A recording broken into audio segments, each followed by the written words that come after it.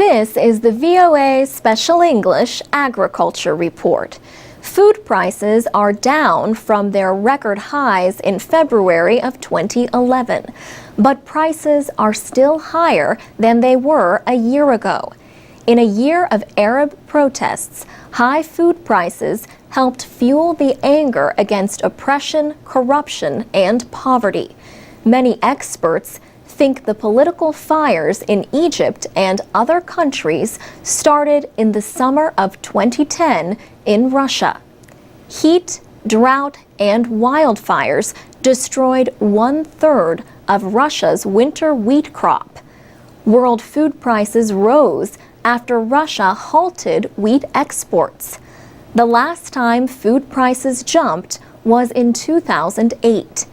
At that time, Egypt was also among the countries where food riots and demonstrations took place. Riyad Naqshbandi is a professor in the Department of International Business at American University in Washington. He agrees that food prices played a part in the Arab revolutions. At the end of the day, the most crucial reason for the Arab Spring is basically economic. And so, consequently, when a citizen cannot have enough money to purchase food and feed his family, definitely that will create a kind of upset with the system.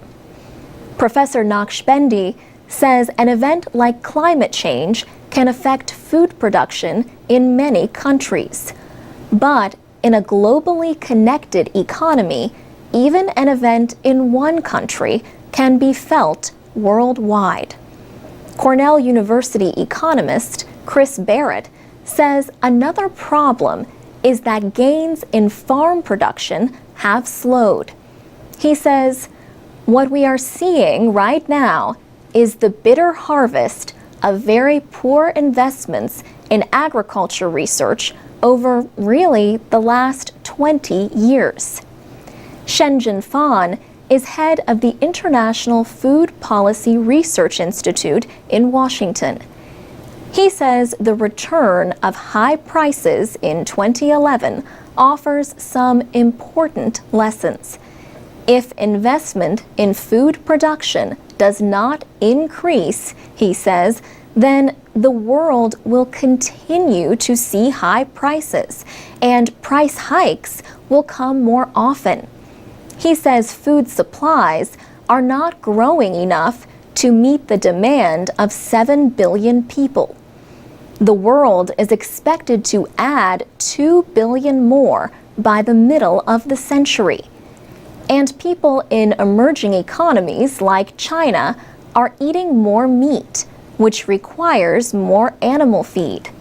But in 2011, for the first time, the United States used more maize or corn for biofuels than for animal feed. The good news is that high prices always encourage farmers to grow more. A record harvest in 2011 is helping to ease food prices in many parts of the world, but not all. For VOA Special English, I'm Alex Villarreal.